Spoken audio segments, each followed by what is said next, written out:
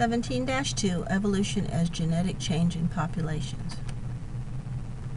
You may want to stop the tape and read this. This is an example how insect populations can change over time. So when we're looking at natural selection, it can affect either single gene or polygenic traits. And basically what happens is that the allele frequencies and therefore the phenotype frequencies will change. There are three types of natural selection. So you have directional selection, stabilizing selection, and disruptive selection.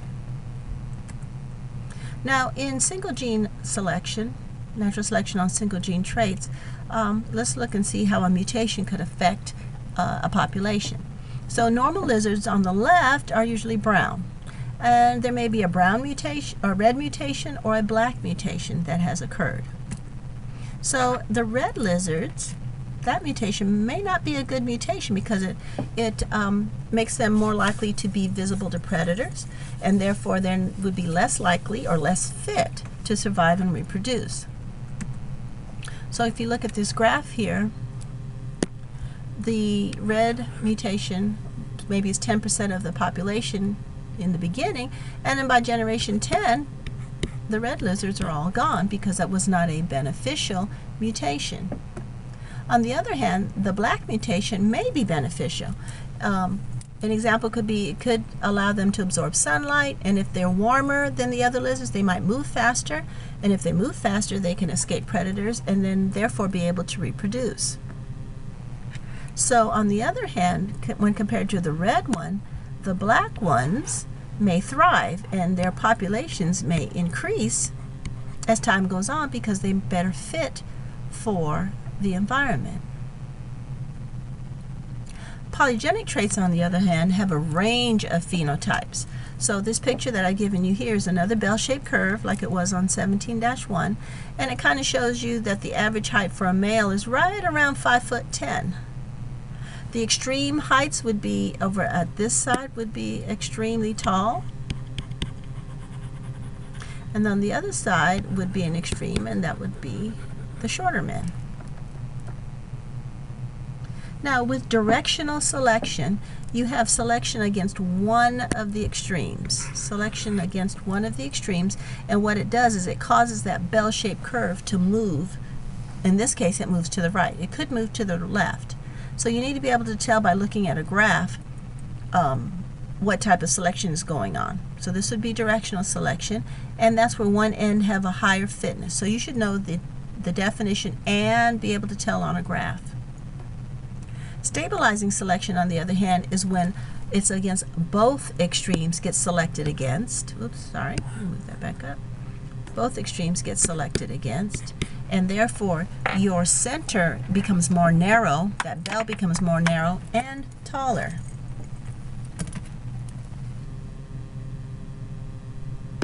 Lastly, we have what's called disruptive selection, and that's when individuals at the upper and lower ends of the curve have higher fitness than those in the middle. So those that are selected against are the ones that are in the middle, okay? And that allows both ends to increase. Another thing that can change allele frequencies is genetic drift. Now genetic drift is very effective in changing allele frequencies if it's a small population, small populations. And this is a random change, So if you look at the picture I gave you, so this guy is walking down the street and he just happens to step on some of the bugs. Now there's only about 8 or 9 insects there, and it just so happens by chance that he kills off 2 of them. Well, because there's only 9 insects there, this greatly changes the allele frequency. Now if there were thousands of them there and he kills 2 or 3, that's not going to change it. But him killing 2 of them when there's only 9, that's a larger percentage. Another type of genetic drift is called the bottleneck effect. And this is when you have a large population that all of a sudden gets reduced in size. So say you have a population of pine trees and there's a forest fire. Well, if it kills all of them but maybe 2 trees, you have just done what is called the bottleneck effect, or not you've done it, but it has occurred. So the trees that are left, their allele frequency might be greatly different from what the other frequency originally was.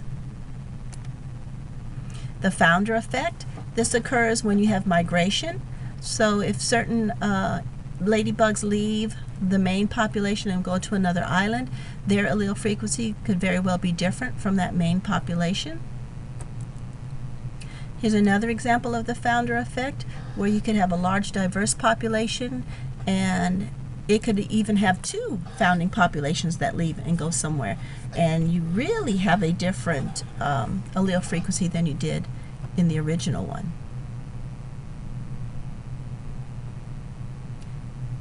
So what is genetic equilibrium? Well, genetic equilibrium is when you have allele frequencies that remain very similar or the same from generation to generation. It does not mean that they're 50-50.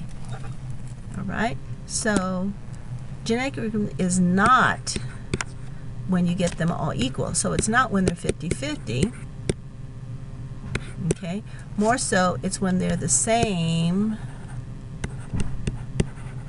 frequency from generation to generation. All right? Make sure you understand that. And we're going to talk about a couple things that can change genetic equilibrium. So there are these two scientists called, last name is Hardy and Weinberg, and they came up with the conditions that are required to keep genetic equilibrium. So for those frequencies to stay the same from generation to generation. And these are the 5 things. Population has to be large. There can't be any mutations. There has to be random mating. There can be no movement into or out of the population. That's also known as migration. And there has to be no natural selection. So in a large population, that genetic drift is going to have less of an effect. Because remember, we said that if it was a small population, obviously it has a larger effect. There cannot be any more mutations, because what happens if there's mutations? Well, you have new alleles that are added or introduced into the gene pool, and so that would change the allele frequency.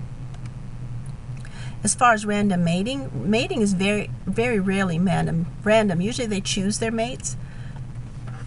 Example would be birds, and individuals have to mate with other members of the population at random. Otherwise, it's kind of like survival. The fittest ones are the ones that are chosen, or the best looking ones are the ones that are chosen to mate. There can be no migration, and you probably know why, because if they leave the population, they take their alleles with them. If new ones come in, they bring in new alleles. And lastly, there cannot be any natural selection. All the individuals have to have an equal opportunity or ability to survive. They can't have a selective advantage over one another.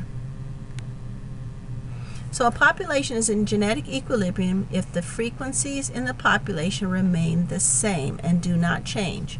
So if you look at this little picture that I gave you here on the right, you have the dark blue, the light blue, and the white butterflies. Their numbers pretty much stay the same from generation to generation.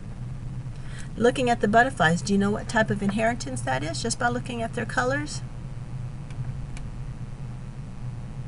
That's right, it's incomplete dominance. Good.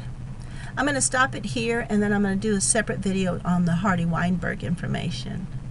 Okay?